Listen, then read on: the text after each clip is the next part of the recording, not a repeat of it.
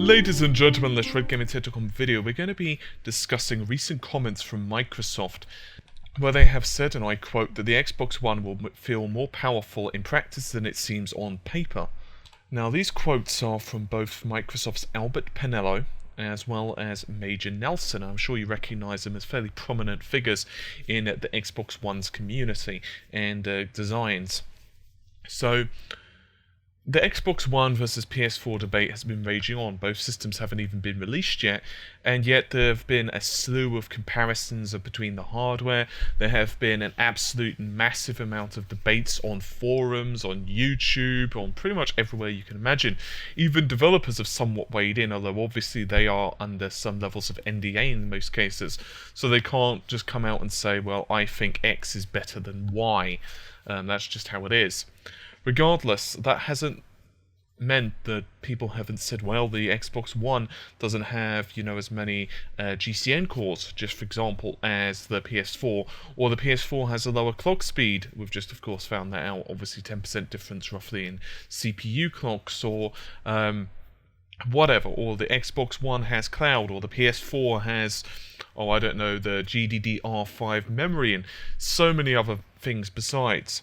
But most people are starting to come to the realization that it's most likely that the PlayStation 4 is going to be the superior machine in terms of technology, in terms of raw speed. That's the assumption, anyway, that most people are starting to make. Now, Mr. Penello said, and I quote, this is in a post on NeoGAF, "I'm not dismissing raw performance, I'm stating, as I've stated from the beginning, that the performance delta between the two systems is not as great as the raw numbers lead the average consumer to believe. There are things about our system architecture not fully understood, and there are things about theirs as well that bring the two systems into balance." He also added that people do understand, and he emphasized the word do in capital letters, do understand that Microsoft have some of the smartest graphics programmers in the world. We created, once again, he emphasized in the world and created, I'm just trying to read you guys this in verbatim, the standard APIs that everyone programs against.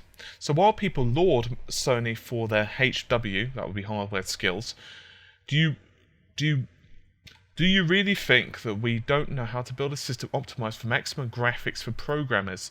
Seriously, there is no way we're giving a 30% plus advantage to Sony, and anyone, once again emphasizing that word, that's what he's doing, who has seen both systems running could say they're both looking games on both systems. If there was a huge difference in performance difference, it would be obvious. Now, this part of the post is sure to get everyone and their mother riled up and getting pitchforks. Once again, I'm reading this in verbatim. I get a ton of hate for saying this, but it's been the same in, once again, emphasizing every generation. Sony claims more power. They did it for the Cell. They did it for the Emotion Engine. Side note, out of quote just for a moment, the Cell, of course, is used on the PlayStation 3, and the Emotion Engine was used on the PlayStation 2, end quote. And they are doing it again. And in the end, games on our systems looked the same or better. He also adds, trying to add a little bit of peace into this, I'm not saying they haven't built a good system. I'm merely saying that anyone who wants to die on their sword over 30% power advantage are going to be fighting an uphill battle over the next 10 years. End quote for now, because we're going to be hearing from Major Nelson in just a moment. So I'm going to be doing some analysis on this just for a moment. We're not going to be going super in-depth into tech, because I'm still doing some technical analysis videos. Now, here's the thing. I've noticed there are several types of people. Now, everyone argues from a really different standpoint. Some people come from the fact that they don't believe there's going to be too much of an advantage from one system to the other. Others, of course, are arguing that one system is going to be absolutely decimated by the other one. They're either really defending the Xbox, really defending the PlayStation, and then, of course, you get those who don't really care either way. They don't care about the graphics, they just want to see the games. There are, of course, others who fall into slightly different categories, but I'm not going to, let's just keep it simple. So I'm going to answer this in somewhat, well, give my thoughts to this on somewhat a reverse point POV. In other words, we're going to be not really tackling these in order. I'm going to talk about the emotion engine and the cell first. Now, for those of you who don't really know, the emotion engine, sometimes known as the EE-CPU, was, well, guess what, a CPU. Now, the emotion engine, for those of you who are not too familiar with it, there was a CPU core, and there were two vector processing units, also known as VPUs, and various other bits and pieces all tied together. Now, the emotion engine, and I suppose you could say the cell, are somewhat similar in that you have to make use of the VPUs or the SPUs in the case of the cell to get the most out of it. I remember when the PlayStation 2 was first shown off, and there were tech demos for this, and by all means you can do some checking around, and it does turn out that Albert Penello has kind of a point. Sony were very guilty. I'm not criticizing Sony, because obviously it's their job to try and sell the system, but they were very guilty of, extremely overestimating just how powerful how powerful the emotion engine was. They really lauded it to be like the beginning of ridiculous powerful graphics, and we're going to be getting like super realistic Toy Story level graphics in games and goodness knows what else. And it was kind of funny because Microsoft and Xbox were both fighting each other for the title of the most powerful of that generation, and the GameCube is actually really powerful. It's actually more powerful on paper than the PS2, but Nintendo were just like, we're not going to bother to mention how powerful we are, really, and they kind of just slipped on by, which is a shame, because Nintendo's hardware was really good. Next generation, the motion engine versus... I'm sorry, I keep getting that confused. The cell versus the Xbox 360. They were very similar-ish in many ways. They're both power PC type of architectures, but many people would agree that the Xbox 360 was definitely easier to program for. This was primarily to do with the fact that the cell was an absolute bitch because of the SPUs, but also the memory layout. The fact, of course, that the Xbox 360 had UMA, Unified Memory Architecture, not, of course, like Humor or anything like that, but it did have a very simplistic Unified Memory Architecture that allowed developers a lot more, I'm going to use the word flexibility, than what the PlayStation 3 had. And this is something that even Mark Cerny admitted, that they should have made the PS3 a lot simpler to program for, but they didn't. So I do somewhat concede that point to Albert. Now what we are going to do, however, is we're going to tackle the, as he calls it, the performance delta between the two systems. Now we're not going to be going super tech into this, but I just want to point out a couple of points, and this is actually in regards to both systems.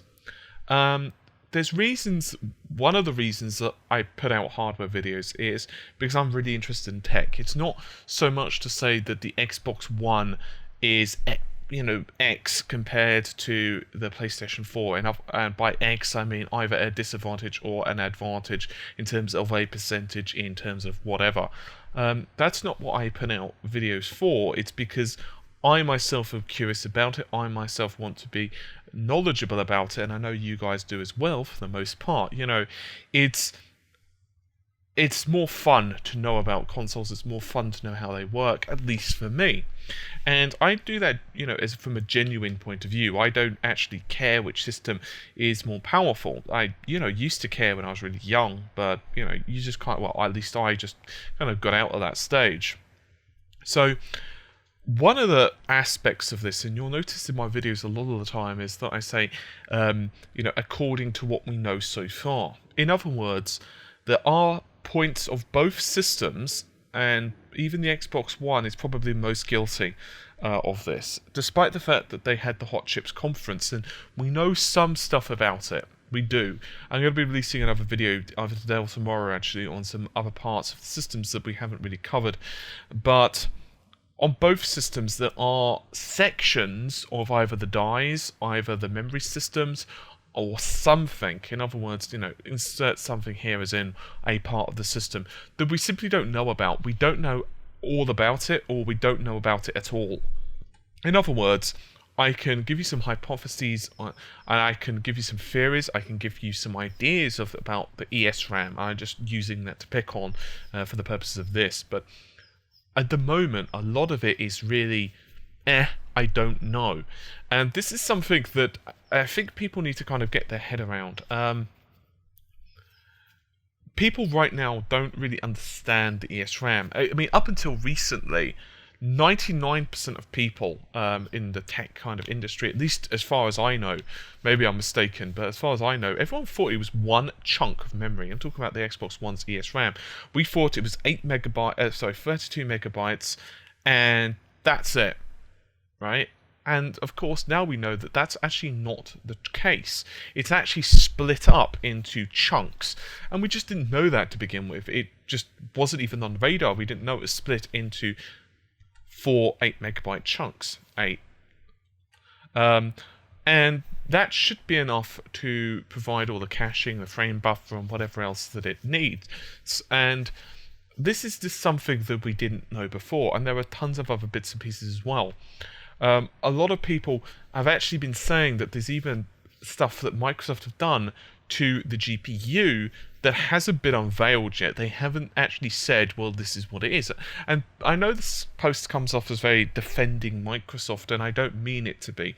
I'm just saying that I think people are really coming into this with kind of like the guillotine's ready, the person's already been found guilty, and I don't kind of like that. If you want to criticize them for certain things, fine. I do have issues with the system that they've created for a couple of reasons. I don't like it from the perspective of, I can imagine that some developers won't get the most out of the hardware because Sony's, at least in theory, as we know now, from what I understand about the ESRAM, and once again, this is based on the information that I know and more to the point that has been either leaked or unveiled, and leaked is not the same as is true.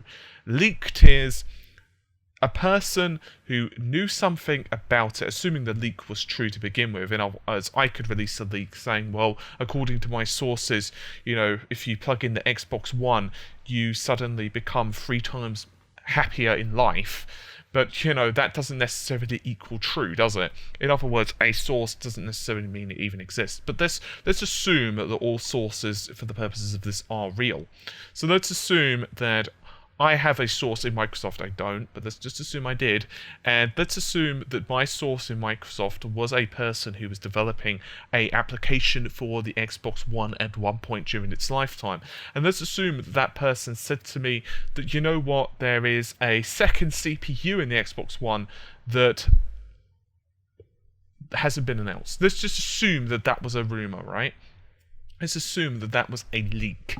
Okay, well, the fact of the matter is, it could have been true at that point. At one point in the Xbox One's life, that could have been true. They might have been considering that, but it doesn't necessarily mean it is at the end. So in other words, you have to remember that not all leaks are necessarily end to be true in the end. And I know most of you guys are aware of that anyway. The other point I'd like to make on this is not only there are a ridiculous amount of NDAs still in place, and this is true for the PlayStation and the Xbox One. In other words, we don't know if there's a problem with one of the machines, and by a problem I mean there might be a part, a performance area, or something that one of the systems has which is going to reduce performance. We just don't know, and this is the case for the PlayStation or the Xbox One. We just simply don't know yet. More to the point, we don't know what other parts of the machines are in there and haven't been completely and utterly unveiled because we don't have all of the die shots, we don't have all of the memory system architectures. We've had some slides, sure, but those have been parts that they have decided to release, and it's very easy to omit a certain couple of key facts. And that's just kind of how it is. So what about my thoughts on his thing about the standard APIs and DirectX and designing a system to maximize graphics for programmers and so on? Well, here's the thing, and I'm not defending or criticizing in this because, I am defending or criticizing, but not in a, because I'm a fan of either system.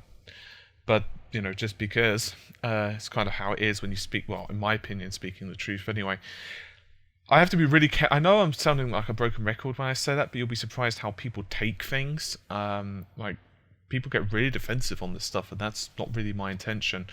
But here's the thing. You can do your best designing a system, but you have different goals in mind from a different hardware developer, right? So you had an idea, a different hardware developer has an idea. But that doesn't necessarily mean that your idea is going to be better or worse than their idea. It may mean that you're the same. It may mean that you do come off worse. It may mean that you come off better, and there are different reasons behind that. We've spoken about some of these before. How much money are you selling the hardware for?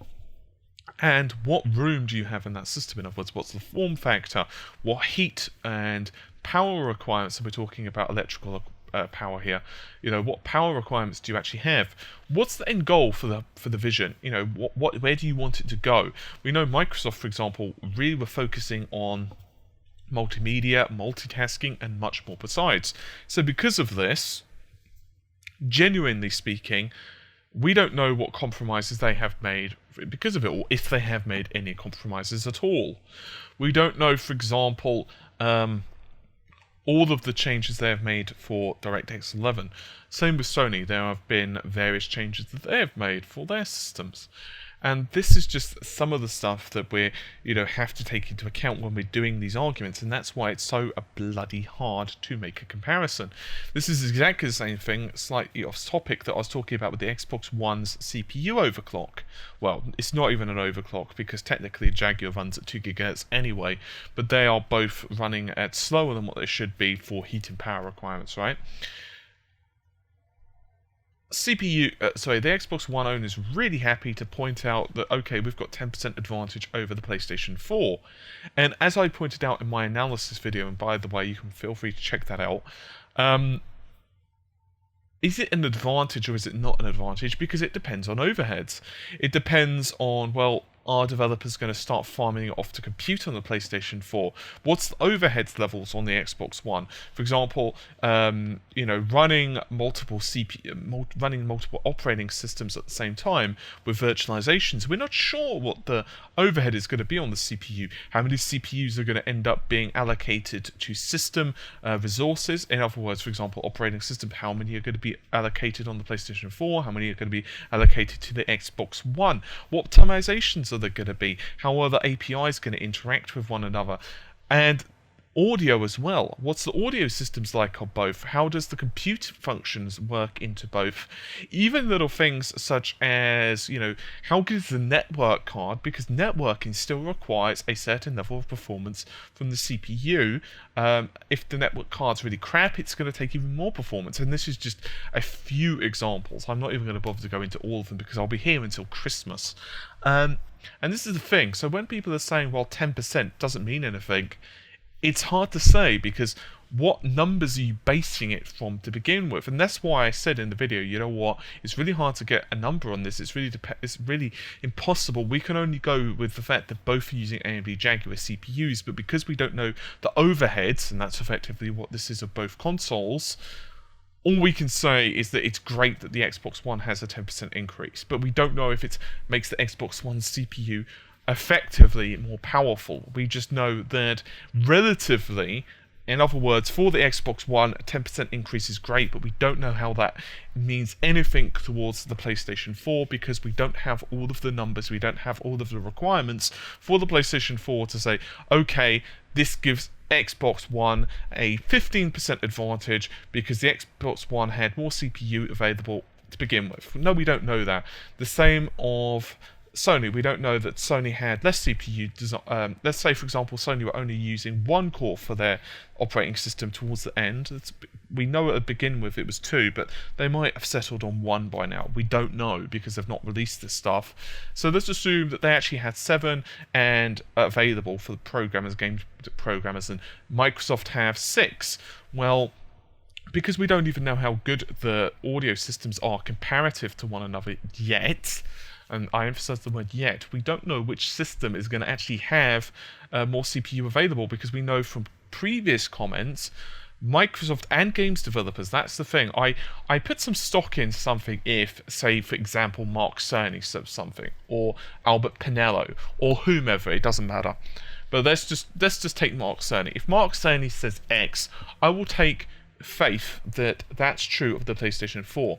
But I won't necessarily take it as faith as in this is true for everything, because he is ultimately trying to act as marketing as well, right? That's the important thing. But if games developers come along and agree, then, especially if they've got no ties to those companies, then it's definitely, it's worth a lot more to me. It's worth a hell of a lot more to me.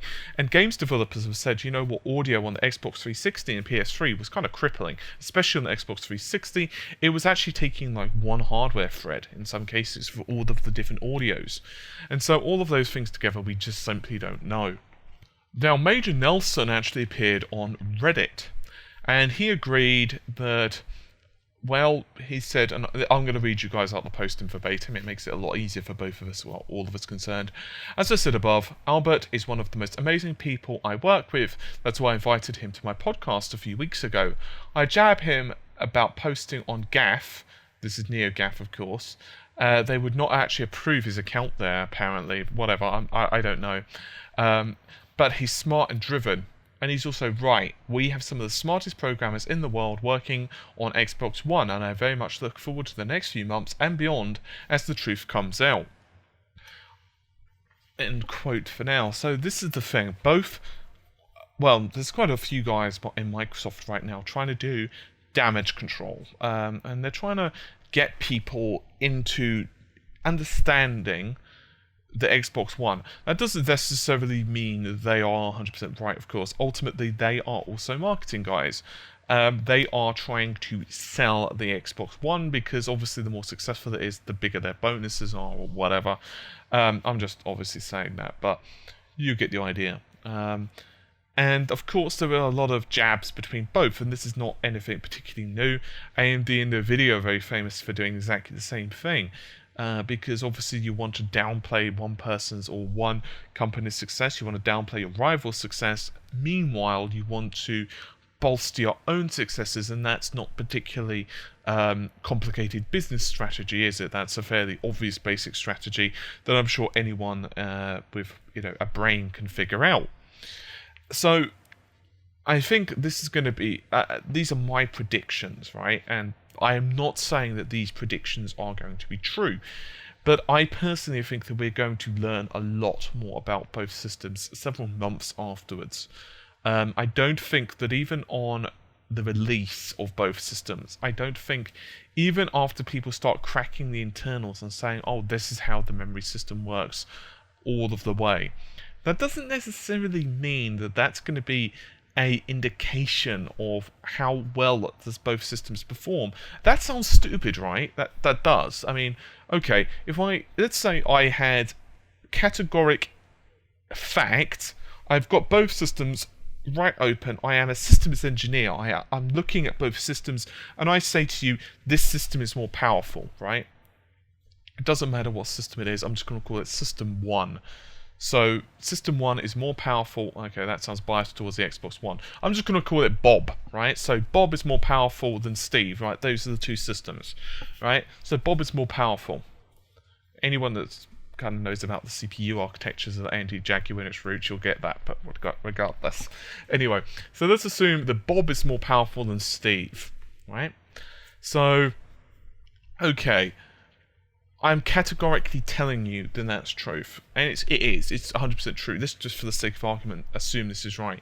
That doesn't necessarily mean that developers are going to get more out of that. There are so many different examples in gaming and consoles and whatever else that one system was harder to program for, harder to develop for than the other one. On paper, the PlayStation 3 was an absolute monster. It really was. It had a couple of issues, which we've spoken about earlier, in regards to the fact it was a bitch to really use and utilize 100%. But once you got around that, once you knew how to use that SPUs of the cell, it was really powerful. It made up for a lot of ground. The problem is most developers couldn't understand it. And it's not because the developers at EA, it's not because the developers at Konami, it's not because the developers, the little indie developer studios are stupid. And this, by the way, goes for the PC version of Dark Souls. People were heavily criticising the developers of Dark Souls when they ported the title over the PC.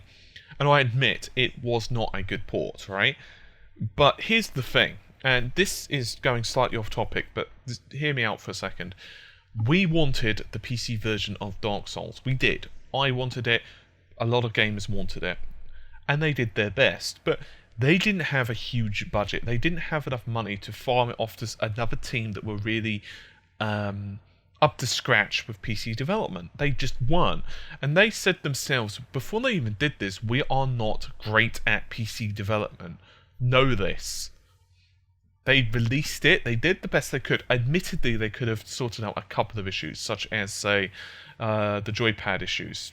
I'll just leave it at that. And a couple of other bits and pieces. But they did their best and they got the port working. And there are ways to make the game look a little bit better and so on. In other words, it's not because the team is stupid, it's not because the team are lazy, it's not because they were working on an inferior platform, it's not because, they were on a holiday for 6 months and they were slacking, whatever reasons, it's simply because they didn't have the experience to make full use of the hardware. They couldn't pull in someone else to do it for them. Therefore, the version was not as good as it could have been. And this is an issue that most people have been having with the Xbox One. They are saying, look, the Xbox One, the ESRAM could be a problem because we know that the ESRAM is going to be used as it's not exactly a buffer, but let's just say a buffer, even though it's technically not. It's being used to basically offset the fact that the DDR3 memory is in place. We also know that there have been some changes to, apparently, from what the rumours are, and once again, rumours do not equal truth. We know that there are rumours which Microsoft have said they have changed some stuff regarding the GPU. We don't know exactly what changes there have been, because previously the previous information was that it was basically 12 simple GCN cores. That was it, right? So there was no changes for the compute engines, there were no changes to the graphics engines. It was all pretty much exactly the same, slap bang, wallop it in the APU. Now we're learning that this is probably not true, probably not, isn't, and we are finding out that Microsoft have done something. We're not sure what that is. Similarly, we also know that there's tons of stuff regarding the PlayStation 4 that we don't know about yet. We don't even know, for example, what the bandwidth is available to the CPU exactly. You notice how all of these diagrams that are floating around with all the different buses. We know there's the onion, we know there's the garlic, we know, we know about all this, about it anyway. But the thing is, if you look at those, you'll notice that there's general figures for them. But for the CPU bus, you'll notice that it's like a plus-minus sign, like 20 gigabytes plus-minus. And there's a reason behind that. It's simply because we don't actually know what the bandwidth is. We know from leaks from developers and comments from developers, it's about. But what's about? We've done some analysis on that, and we're pretty sure it is about 20 gigabytes per second, but, all of it's really up in the air right now. Another point as well, people have even said, well, the Xbox One CPU, I know we're going back to the CPU for a moment, but we don't even know what the clock speed of the PlayStation 4 CPU is.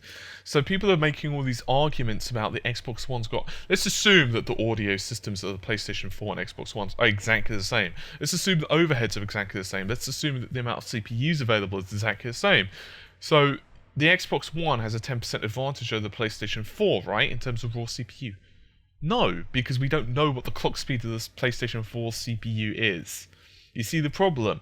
We're assuming it's 1.6 gigahertz because of leaks, but we're assuming the Xbox One CPU was 1.6 gigahertz as well up until just a day or two ago.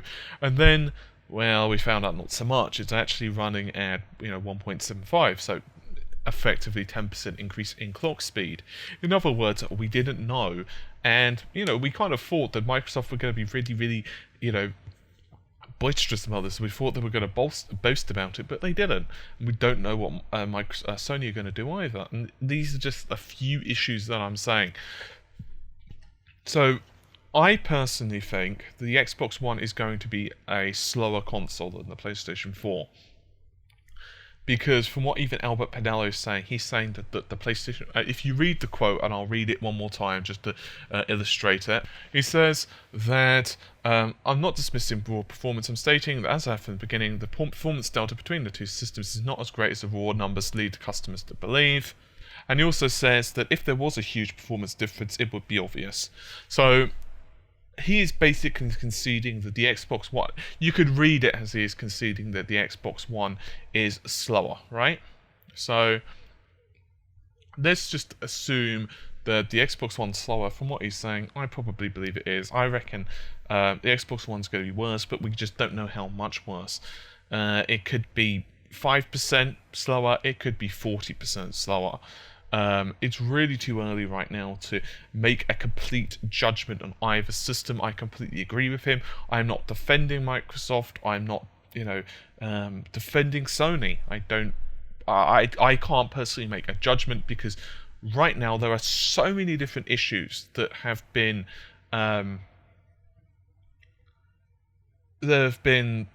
kind of sidelined, or we just don't know enough about them. We're making guesses.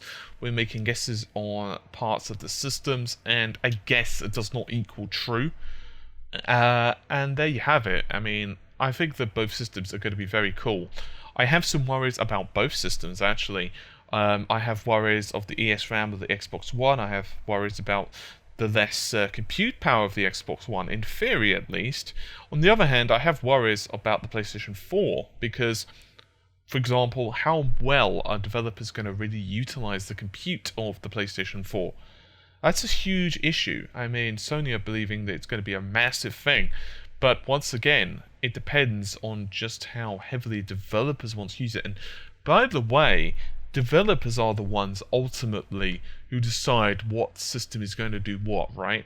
If they really want to, and I'm not saying they would because it makes absolutely no sense at all, but they could make it so that your version of the Xbox One and PlayStation 4 games are exactly the same. There's no difference between them. So, in other words, they just say, you know what? We're not going to deal with this. Both systems get 30 frames per second at 720p. I don't care if the PlayStation 4 can do it 1080p. They won't do that, of course, for the most part, but I'm just saying that they could do. So, it's all down to developers. It's all down to the fact that, once again, we don't know about the architecture. So I do kind of agree with Microsoft. I don't think that... I wouldn't have personally done all of the decisions they have made. I don't necessarily like the fact that they are reserving so much for the multimedia side of things. I'm still a bit unsure about the ESRAM. But we all know why they've done that with the DDR3. I've made a video, if you're not too familiar, why they use DDR3. You can check that out if you're curious. But there are so many different issues. We simply don't know about all of the system yet. So anyway, there you have it. Right, anyway, this has been a fairly lengthy video, and I think I've said about everything I want to for now on this. I'm sure some of you have comments, so feel free to, well, comment. Best to reach me on Facebook. That'll be facebook.com/RedGamingTech. Of course, it'll show you on the outro anyway. So yeah, have fun. Have a great day, and I will see you soon. Hopefully anyway. Take care. Bye for now.